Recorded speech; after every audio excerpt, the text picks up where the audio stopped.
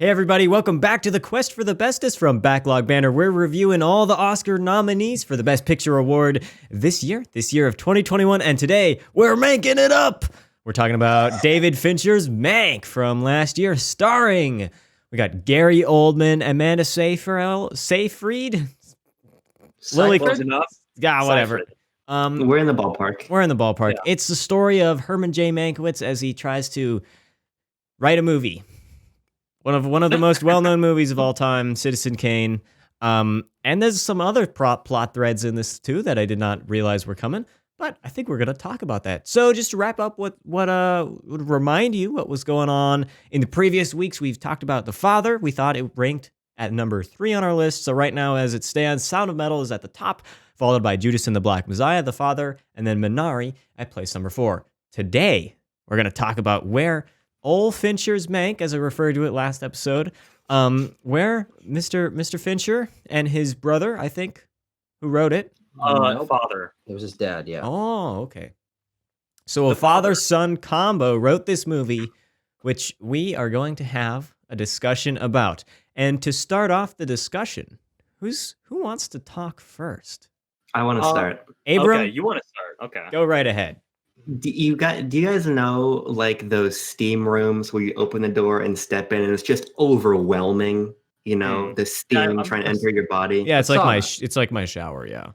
Yes, that is the experience of watching Mank. It is so overbearing and obvious, and the dialogue is so up its own ass to the point of convolution. And there is so much happening in this film that I completely lost the plot. Believe it or not, this film is about writing Citizen Kane.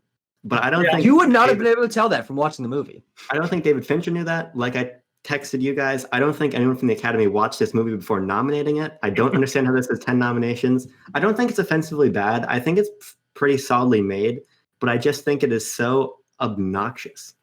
Okay. I think I have to agree on one main thing there is that the plot just gets lost in this movie. There is so many things, so many characters that look and act and talk the same and fill the exact same role because they're all writers and producers and stuff. So it makes sense from, a historical perspective, but this movie is so unfocused on what it wants to be telling that you just can't tell what's going on. And I had to keep asking Tanner, "Oh, who's that guy? Oh, what's going on here? Did he say that? What's even happening in this scene?" Because through a scene, I couldn't tell what's going on. And at the end of a scene, I would be like, whew, I have to like really recalibrate my brain to think about this film. Mank. Tanner? Oh, I was gonna let Timo go. You want to? Okay, Go well, I just Yeah, gonna go say ahead. that this is not this movie goes into the category of movies that make me angry, along with Judas and the Black Messiah. But this movie was not supposed to make me angry. This movie pissed me off. I watched it yesterday on my birthday. It pissed me off. There's a lot of elements of this film that are really weird to me. It is, I would say, the most stylized movie that we've seen so far, and that style doesn't work. I didn't like it. I didn't like pretty much any of it. I don't quite get how it got 10 awards. Especially, I'm going to talk about the award that I care about the most, Best Sound. It should not be nominated. Oh, okay. Oh, no. All right. Tanner Dykstra, Backlog Banter. Give me your pitch. David Defend Old Fincher. Fincher's Mank. David Fincher is my favorite director. My favorite modern director, in any case. I think that Mank very clearly comes from a place of love and genuine interest in the era of filmmaking. Jack Fincher wrote this screenplay back in like 1992 before he passed away, and I think that David Fincher has said that this is sort of like his passion project to make this. Obviously, it's a screenplay his father wrote, and they worked on it together. I think it's defocused. I think it's a little jarring in how it presents its stylings, but I don't come down as hard on it as you fellas do. So, while I'm not crazy about it, I think I will be on the defense of this movie for most of this. But let it be known on up top that I will probably agree to some extent with most of the criticism that you guys have. Sure.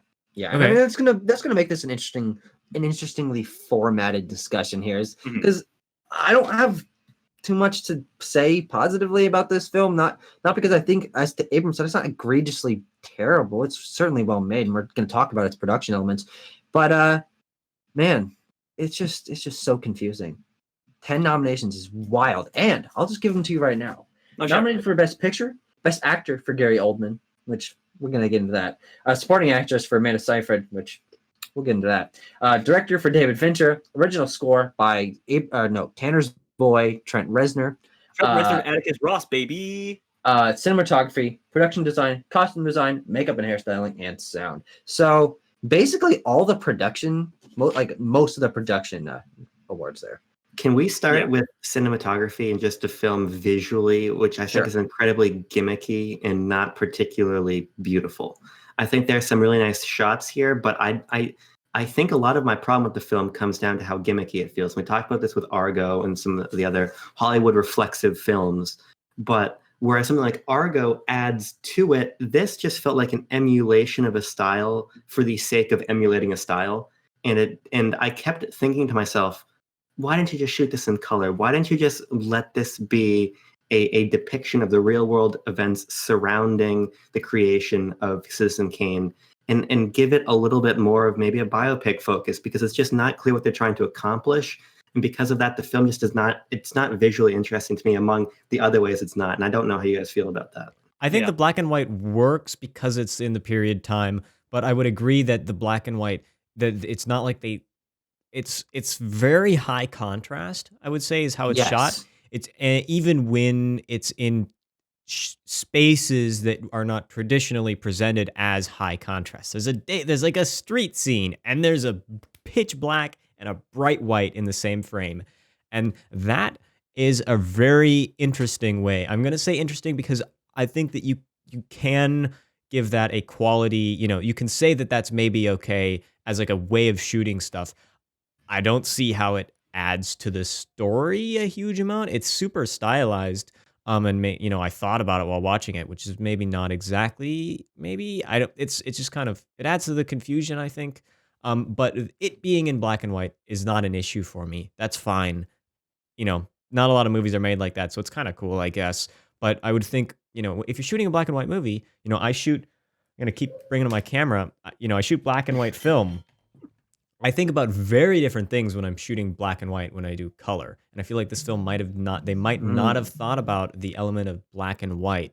It's not about the color composition, your color centers, your complementary, your color wheel. It's about light and shadows. And this film kind of misses, I think, on the elements of black and white cinematography. I think for me, it's fine that it's in black and white. I'm of the opinion that I would like there to be more black and white films to sort of mix things up. And I think that certain things can be done really well when in black and white. I think The Lighthouse is a perfect example of that, of how that film style is based around it being in black and white, and it really enhances the tone of the film. This is in black and white because it's supposed to be emulating a 30s and 40s, biopic.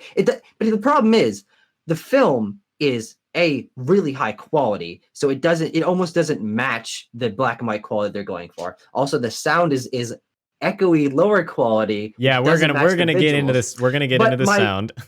My main issue is that the framing, the cinematography doesn't actually exactly emulate those films I'm familiar with from the older styles, and it just feels kind of flat.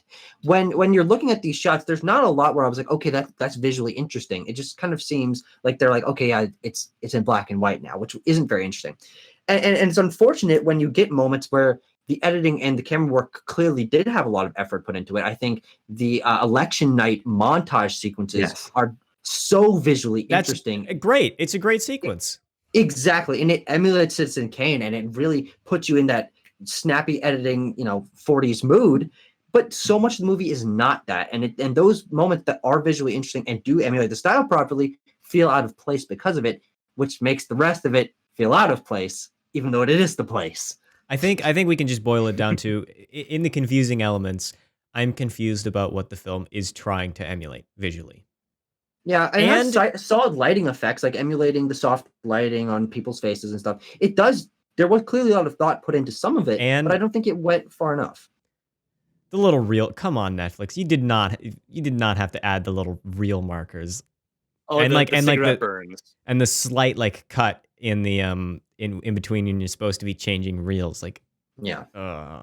that's like And I not don't know, are needed. they actually paced out to be like the end of a I'm reel? sure they are. I'm sure I'm they sure are. they are too, which is kind of cool, but you don't even watch older films with that on it these days. Yeah, Because they they digitally cut that remove out. that. Yeah. Yeah. I think what's extra frustrating to me, at least, and not to be one of these film studies kids who knows about Citizen Kane, but black and white is secondary to like the deep depth of field cinematography in that film, and that's the style of Citizen Kane. That's what's interesting about that film's visual aesthetic. That's not Yeah. here, and because of that, and you add in the little typewriter transitions and the reel markers and all of this, and for me, it just becomes a very surface level ode to the idea of old Hollywood, not to Citizen Kane, not to specific filmmaking techniques, but to here's an idea of old Hollywood. And I think that it permeates throughout the script. I think it permeates through a lot of the performances, and I think speaks to why this film got attention from the Academy, which to me just felt really surface level. Tanner, what do you have to think about this? I don't know, but I'm about in the same boat as Timo. I think I didn't mind the black and white. Everything has this sort of. It bothers me up top that everything has this. That everything has like this old Hollywood glow around it. Some Vaseline on the lens a little bit. Um, Tucker pointed out something that I agree with, and we could use this as a transition to talk about Timo's favorite subject about film, the sound. But yeah, there's this weird, very jarring juxtaposition between like the 4K camera quality that's just put in black and white, and like this weird tinny, echoey sound design that they go for. Yeah. Yeah, took me a long time to notice it, but it sounds to me like every line is re-recorded in a room about my size made out of concrete. And so the lines kind of bounce around. You can hear echo of a line taking place outside. Yeah. We talked about in our From Here to Eternity review how on the beach scene in that movie, they go out, they are talking and you can so clearly hear the room they're recording it, and it's on a beach. They're re-recording the dialogue.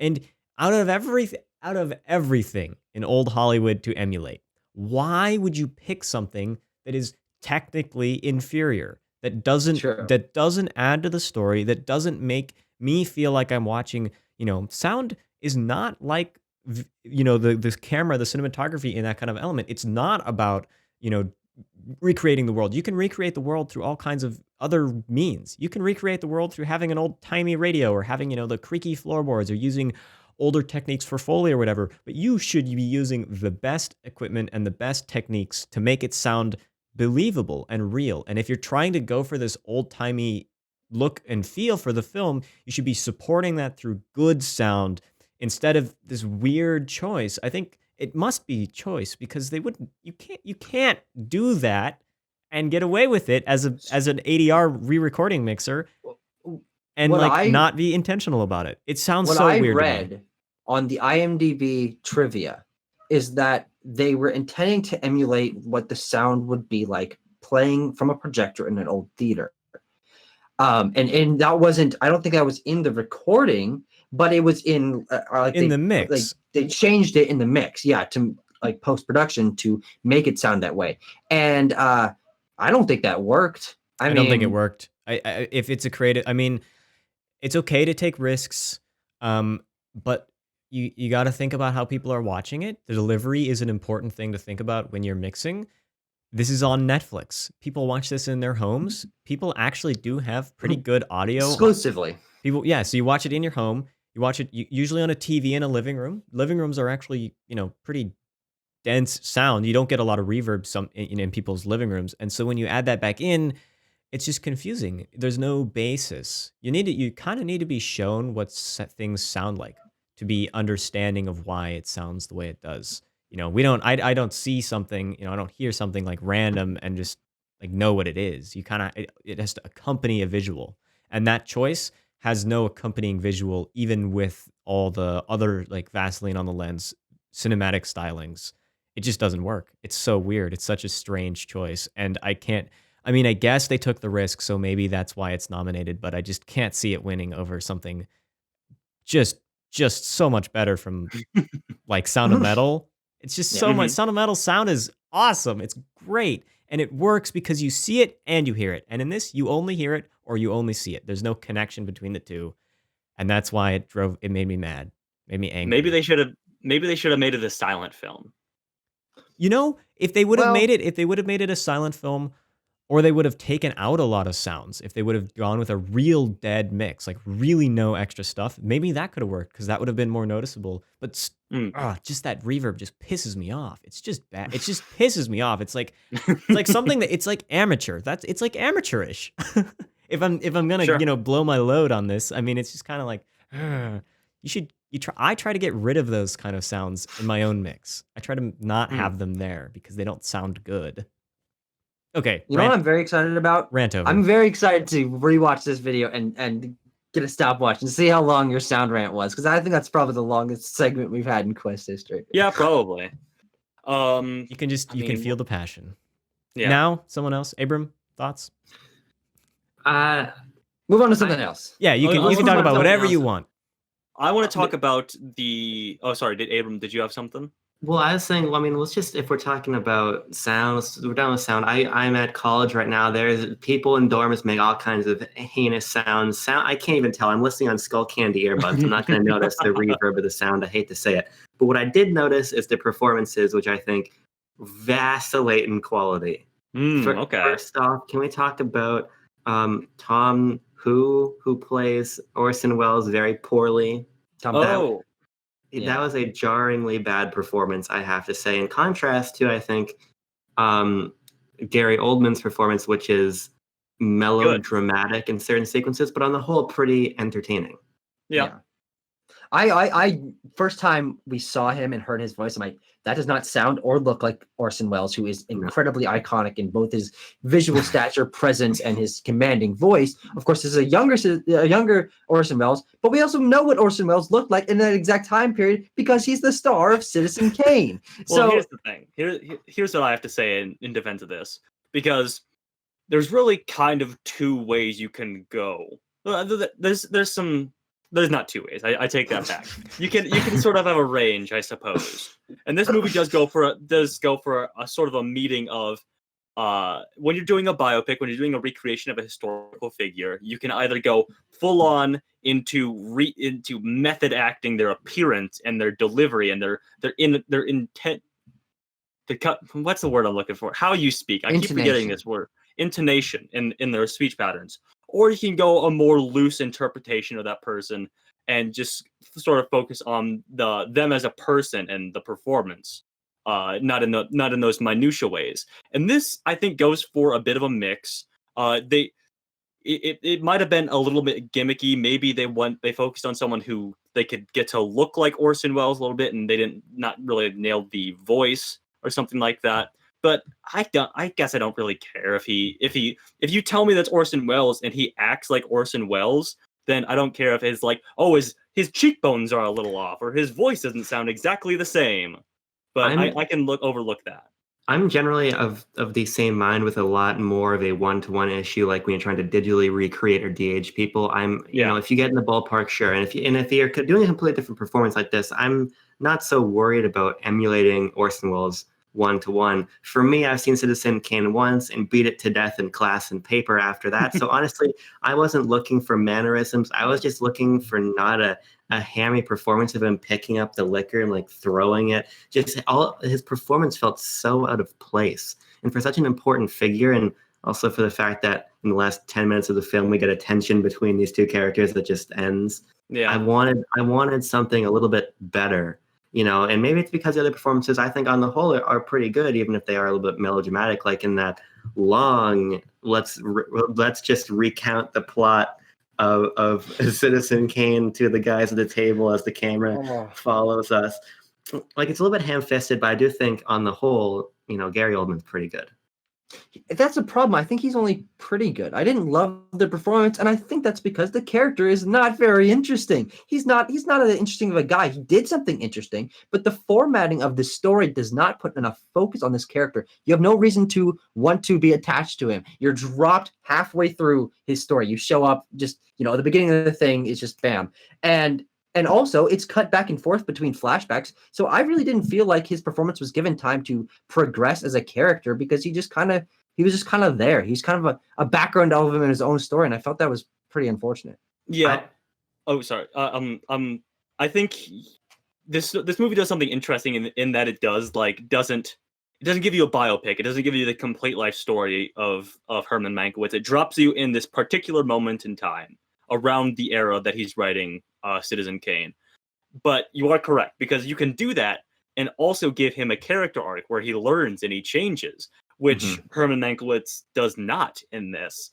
He starts out as this kind of tragic character who puts on this facade of being a fast-talking, wisecracking guy. And when the movie ends, he's slightly more tragic, I guess, is the only character development he has. Am I on the nose there, do you guys think? Well, I think he's a more interesting character than you guys are giving him credit for. I think this sort of political, social Hollywood debate with the Upton Sinclair plot line and him writing Citizen Kane, I think these are well done, but I think the problem is the script, which I don't think is very good in this movie. No. And I want to talk about it because I think it's a victim of that. Gary Oldman can only be pretty good because he's already trying to elevate material that's not very well written or very well structured. You know, I think that's the bigger problem.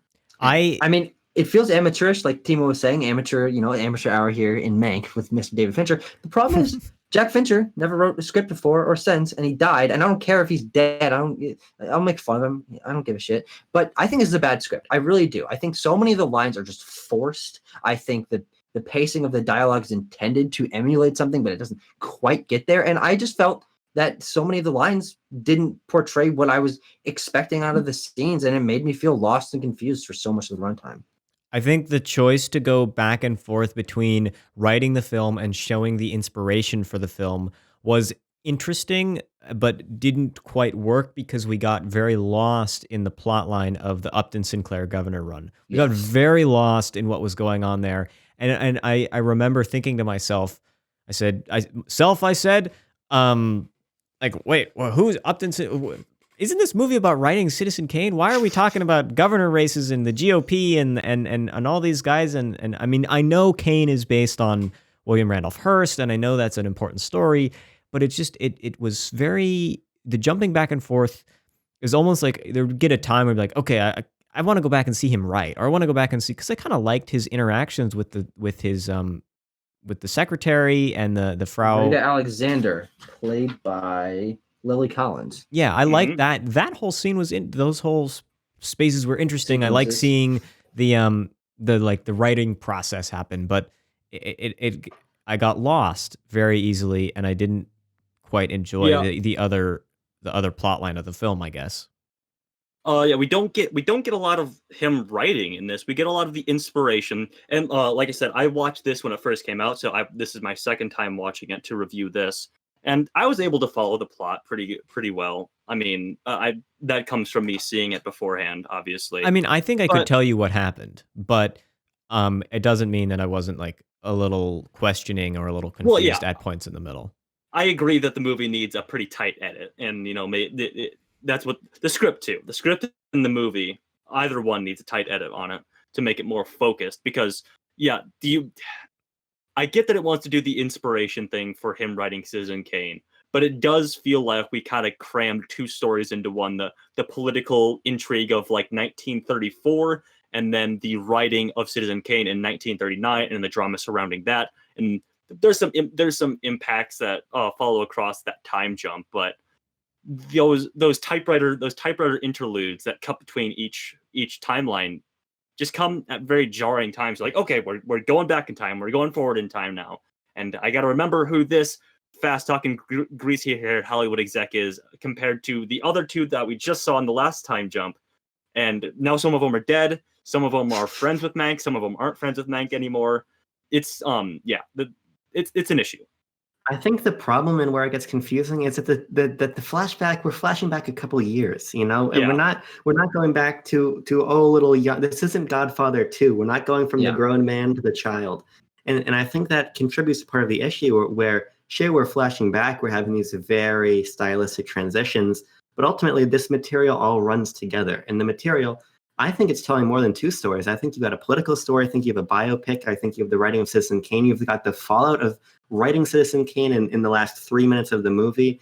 I just think that the way that it chooses to dole out information and what it decides is necessary or unnecessary is really bizarre. The entire sequence talking about Hitler is bizarre. That is a bizarre part of the film. I actually really enjoy that 4th of July fireside scene. I don't quite know how it fits, but I did like it. Yeah. With him and Amanda Seyfried? Wait, I don't know what we're talking about, to be honest. That fireside chat scene. Oh, yes. Before that, right? Before what I'm talking about. It's emblematic of, I think, the problem with the film because it's interesting. I think this is a film that has very interesting sequences. But if you're going to make an interesting sequence, what is it really worth if it's not really moving stuff forward? And sure, it moves things forward, it adds texture, it adds character, but ultimately, why was that given so much time when these other things weren't? This is a poorly budgeted film, and it comes back to the script. That's the first time that we get an inclination to Mank's political ideals, and that plays into obviously the larger plot of that 1934 timeline. But you are right that it's given a lot of time that should be allocated to other things. As much as I enjoyed that scene because it's packed full of fast talking wisecracking Gary Oldman being Herman Mankiewicz. And I also really enjoyed Charles Dance as Hearst in this movie as well. But yeah, I think you are correct in saying that this is the time and the energy is poorly budgeted in this film. Now, I think my main issue with the writing and the pacing and everything that you guys are saying with the confusion of it all is I couldn't really find myself caring too much about the political intrigue of it when there was really no slow introduction to it. I feel like it ramped up really quickly, and we were just, after a couple other sequences, hit right in the face with, bam, political dialogue of an era I'm not familiar with, of an era that I don't have any reason to necessarily particularly care because I don't really care about this character, and we don't know his political motivations until significantly later on. And because all the characters are so samey and have pretty samey political value, like there's just so much sameness going on. I wouldn't have been able to tell you who Charles Dance was. I know who William Randolph Hearst is because I know the history of Citizen Kane, not because this movie portrayed its characters particularly interestingly. There were a handful that I thought were interesting side characters with unique performances, and I knew their role in the whole thing, but over half the cast just felt like they were filling the same role, and I just got incredibly confused because I didn't really care. I think that speaks cynically to why the film was nominated, because this is a film for an in-group of an in-group. Yeah. This film was made for the very tip of the precipice of people who care about all of these things, which I think is unfortunate. Because there is a very interesting story here, but what, like Tucker said, with how complicated it can be with this political dialogue and everything, and how I was talking about the indulgence earlier, this is an overindulgent way to tell a very interesting story to a very specific group of people who already care. And I think that's disappointing. I think the problem is this film just needed more focus. I started talking about this at the beginning, but I think there is a couple interesting storylines here, but I just don't think they necessarily need to be together. I think the story of writing Citizen Kane, following Mank a little more closely, maybe a more clear timeline with a smaller cast of characters, more focus on Orson Welles, maybe a little more focus on the production of Citizen Kane. I think that's a fascinating story. I would love to see that. I also would be pretty interested in the political drama surrounding it. Maybe if it was a little more separated from the Citizen Kane whole thing. I think the fact that they just tried to tell both these stories, neither of them get enough breathing room, and I just felt like I couldn't connect to either of them because of that. Mm-hmm. If we could take a break from this in-depth cinematic analysis and talk about something a little more light, that being the suicide scene. Oh, okay, we're going. Because that suicide scene is some of the most unintentionally humorous shot-to-shot editing I've seen put to a film. Because you get Mank, he has the conversation with Shelley. And he drives back to his wife's house, and he's like, "All right, don't worry, I got the gun. No, you got a handful of bullets, right? Yes. You got the handful of bullets." And he's like, "Boom, there we go. Dust my hands off. Time to go to bed." And she's like, "No, wait, he had a whole box." And we get a Gary Oldman like. And then we get a hard cut to an exterior of the window, just fade and then to cut black. straight to something else. Yeah. Yeah. So- It was funny the first time I watched it, and it continued to be funny the second time I watched it. That is such And- an insulting sequence. It makes Herman look stupid. Yeah, I think that's it what's most does. frustrating about it, because of course you take for a smart guy, politically involved, incredible writer, great in Hollywood, really good with people, doesn't take the gun. It's so bizarre. Yeah, You it's see also it it's from like a mile away. it's like one of his best friends, and he's known this guy for years. And he's like, "Well, got the bullets. Time to drive back to his house without giving another thought to what might go on in that room." And there's I no think there's like no repercussions to it either. No. Yeah, and I think the problem with that for me is that's honestly one of the more interesting storylines is Shelley's grief of causing so much political unrest by he's just trying to get ahead in the world. And also he has a degenerative disease that's only brought up at the end. Like his storyline is actually one of my favorite parts of the film. And I think it combines the Hollywood and the political stuff in a really interesting way, and a character that I actually care about and that is somewhat unique. And then his life is ended like that in, as Tanner said, a pretty comedically edited way, unintentionally. I probably hope so. And then it's just never really come back to. And we get a funeral right after that, but it's Not for, him. Not for him. Who is it? It's for Selznick? No, it's for Irving Thalberg. Yeah. Who is a character that is just kind of a dick throughout, and then that funeral sequence has not a lot of weight because we didn't see him die. It's just really unfortunate. Let's see, what else do I got? Oh, I like the walk and talk that they do with LB Mayer. When Yeah. he's like, "Where do I feel emotion? Here. Oh here, yeah. and here." Yeah, that's pretty good. And then he gets up on his soapbox and he's like, "Mo, my family of MGM, just take a pay cut for 8 weeks. That's all you want. We'll get through this together for just 8 weeks." And he's like, "These idiots. I'm making money on the down low. I'm trying to sell my company to some other person." I enjoyed LB Mayer and that whole side of the show business stuff, which is again another story that could have been explored in a very interesting way. But the balance that they try to strike with this movie just doesn't work. And I think it comes from, like I said up top, Jack Fincher's genuine interest in this era and trying to tie all these things into one screenplay because he's so interested and he loves all this stuff. But it just needed the tight edit is all it needed. Needed What I think the some problem- killing of darlings. Yeah. The problem is it goes from taking all of these things in a very overt way. Here's overtly this man's life is ruined because of Hollywood and because of the films he's producing. He killed himself. Very overt. This guy's manipulating the Hollywood structure. Very overt. Then let's drop him. You got it. Now let's move on. I feel like things are picked up and dropped. I messaged our group chat and said what I love about Mank is how subtle it is, which is of course not true. And I think that's part of the problem. There is not only a lack of focus, but I think a lack of cohesive plot threads that would have really contributed. And again, like Tucker was saying, there are these moments, these B plots that are really interesting, like Orson and Mank having the dispute over the credit, which just dissolves. Disappointing. If you're going to spend so much time on these other things, give us even just 5 minutes of afterward. Because I think, again, talking about great moments of the film, when Mank is accepting his Oscar, and he's like, this is accepted the same way that it was written without Orson Welles. There's some really fun lines, but and now we're gonna end the movie, and there you go. Yeah. You know? It does have a bit of a quizzical and a little unsatisfying ending. It doesn't make me feel. Doesn't make you feel here. No, here, certainly here. and certainly not here. I like the scene. I think by and large, we haven't talked about Amanda Seyfried a lot, most because she's a supporting actress. I liked her. She's good as Marianne Davies. I think my favorite scene of her is not when they're walking around the Citizen Kane set with very bad CGI animals, but instead where Mank hops into the car. He's like, "All right, you got to go back and tell LB Mayer that you're something's happened." I don't fucking remember. It's about the newsreel tapes. It's about the you have to tell tapes or whatever. We're gonna play a prank on LB Mayer, and you go tell him that Hearst doesn't want those newsreels played. It's gonna be a great joke. Everyone's gonna love it. And she's like, I'd really like to, but I already made my exit.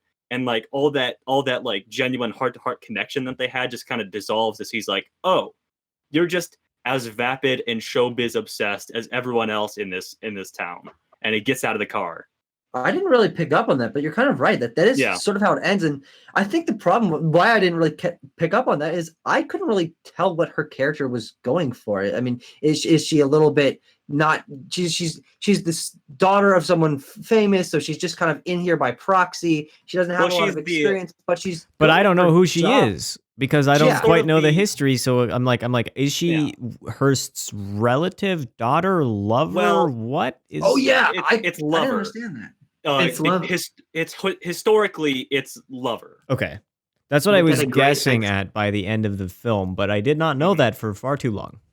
Well, because we get that great expository sequence where we're sitting and drinking wine together and we Mhm. explain her entire life. Yeah. I think for me, I am a film history aficionado, self-proclaimed, and I think most people would agree with that if they know me. Mhm.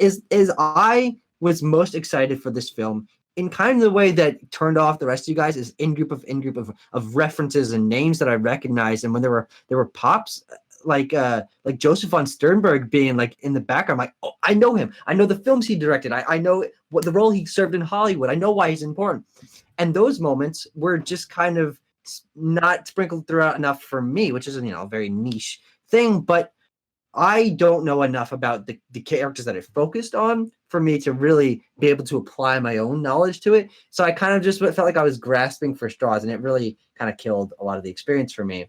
And especially because the characters' backstories are only like halfway fleshed out, and I don't know if I'm even interested to learn about them now, which is probably the exact opposite way that Jack Fincher wanted me to feel coming off this film.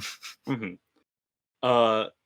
No, another scene. I want to shout out two more scenes, one of which we've alluded to, and one which we haven't talked about at all.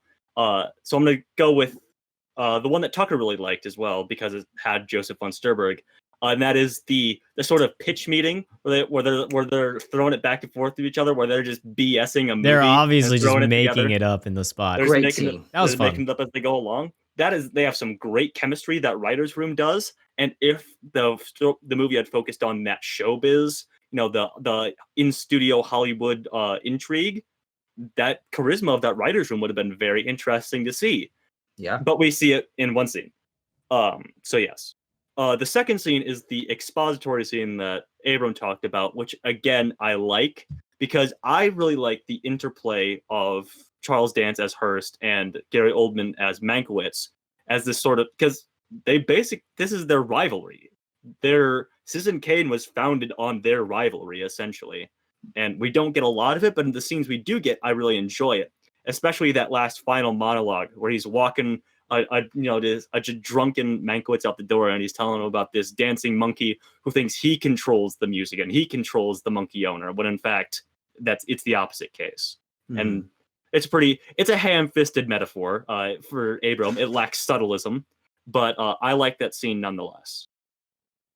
Yeah. Well, I think it's time for you three to vote now on your phones. I think I I'm might voting now on my hands. know where it goes. After what we've been saying, do we want to just vote on our hands? Let's vote on our hands. Let's not worry about it. We're gonna vote 5 all around. So 5 out of 5, last place. I do feel bad for Fincher because he is a well-known and good director. Even with the film getting all this nominations, it has a lot of issues, and it does make me feel worse that it's a passion project of his, and it's his father's script. And so, I mean, damn, that would make me feel really horrible to produce a movie and then to hear some lunkhead college students talk about how all the problems stem from the script, which is written by your dead dad. David Fincher, if you're watching this, I love you. I love every other one of your movies except for The Curious Case of Benjamin Button and Alien 3, which I haven't seen, but are probably not great, erring on the side of average to not great. But you are my favorite director. You are my favorite director. I think you make some fantastic movies that have a very, gritty and driving forward pace to them. And I understand that this was your passion project.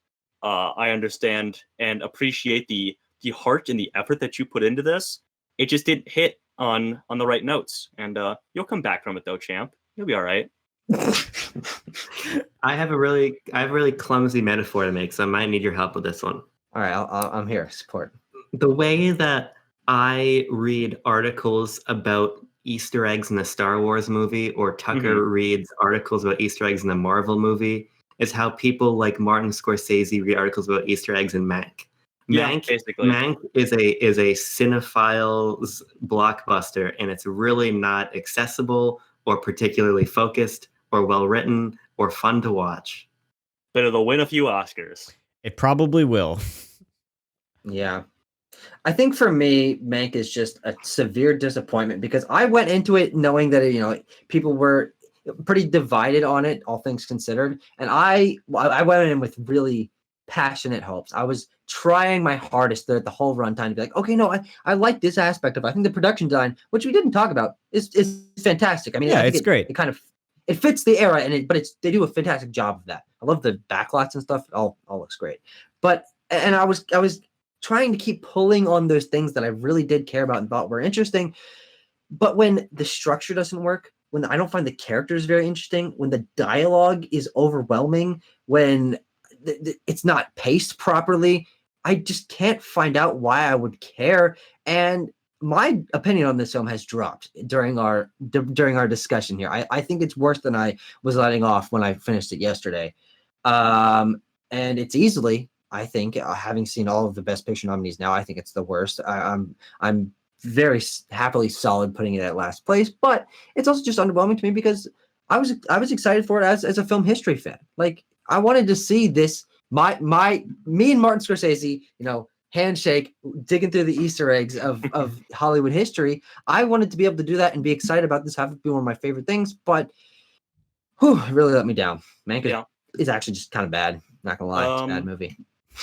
I don't know if I would say it was bad. Pissed me off, we didn't talk about positives almost at all the entire review. It's a bad movie. Bill Nye the Socialist Guy. Oh yeah, we didn't talk about his cameo. That was fun. Oh, Bill Nye's in it. He's Upton Sinclair. It's a fun little thing. That's cute. Wow, weird. I didn't recognize that voice. You didn't recognize his voice echoing from across the street? No, I didn't, because I was too distracted by the echoes not being correct. Oh, sure. Okay. But in any case, is that the final note on Mank, boys? Have we sufficiently manked it? I want to hear your closing thoughts. Well, my closing thoughts are pretty similar. It's a confusing film for me that the more I got confused, I felt a lot like Anthony in The Father. I got confused because I didn't know what was going on, and therefore I got angry. And I wanted to say mean things to the movie. I didn't. I don't think it needs to be yelled at any more than we've yelled at it. It's not horribly long. I'm glad it's not 3 hours, at least. That would be a bit painful. Yeah. Production design is nice. I think that it has a possibility to win in cinematography just because of its very differentness. I don't know if I agree with that. I really freaking hope it doesn't win sound. I'm going to be unbelievably mad. I'm going to be so upset if it wins sound. Please. All right, okay, team. It's fine. We know. We get it. We got it. Bad sound. Sound of metal has sound in the title, so it's not going to lose. Exactly. It's soundiest. I just repeat that to myself as I go to sleep. It's the only it's what helps me stay sane. I think it's gonna be Greyhound. So that was about it. That was we really went all out on Mank there. Interesting to see films that we disagree with getting nominated. Good to watch them nonetheless. Interesting to think about Netflix making movies like this, and it doesn't have to pull in box office returns because it's on Netflix only. So yeah, true. Will they define it as a success? I think they will, because it got all these nominations. And that's true. That's enough for Netflix. They really just kind of want the prestige to keep bringing in directors like Fincher to make more of the movies that they want to. Which True. I'm gonna say it all in all is probably good. A net positive for the industry.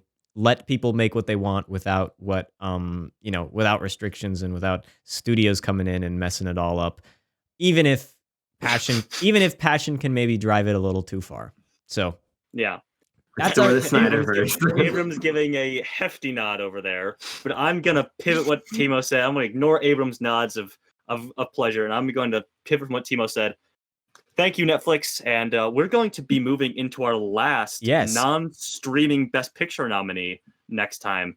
We are going to be talking about Promising Young Woman by Emerald Fennell or Fennell, I don't really know, but it's starring Carey Mulligan, Bo Burnham, Alison Brie, Molly Shannon, a whole cast of fun characters who actually play pretty terrible people all around.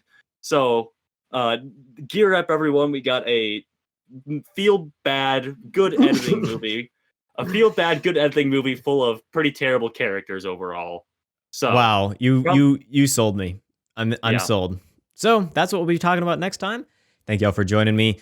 Quest for the Bestest on all the podcast platforms. It's on YouTube as well if you want to watch. And if you're watching on YouTube, remember to hit like and subscribe and rage at us in the comments. Let me know how wrong I am about the sound. And I have no choice but to listen to it. Okay, we'll be back next time. Thank y'all. Peace.